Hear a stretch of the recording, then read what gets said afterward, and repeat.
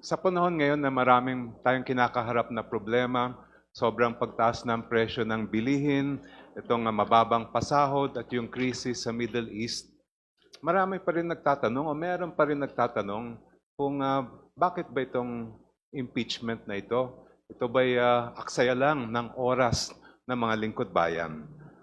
Of course, alam natin na ang kaduluhan ng impeachment ay pananagutan.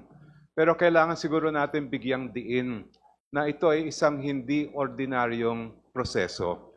Ang impeachment ay likha mismo ng ating konstitusyon para magkaroon tayo ng isang mabisa at mabilis na mekanismo.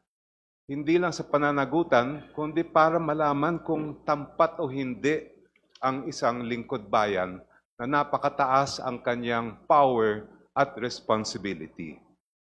Kasi po, pag hindi tampat ang lingkod bayan, ang resulta ay korupsyon.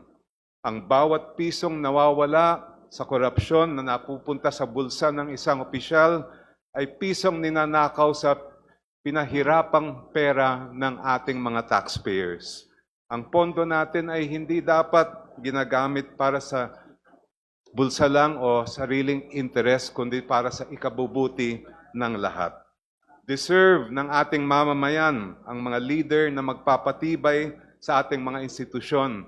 Hindi lang yung mga magpapabagsak nito o magkapapakorap ng pera ng bayan. And that is why, Madam Chair, impeachment is so important for our nation even in this time of crisis. Hindi po madali ang mga nakaraang buwan para sa mga miyembro at chair ng committee.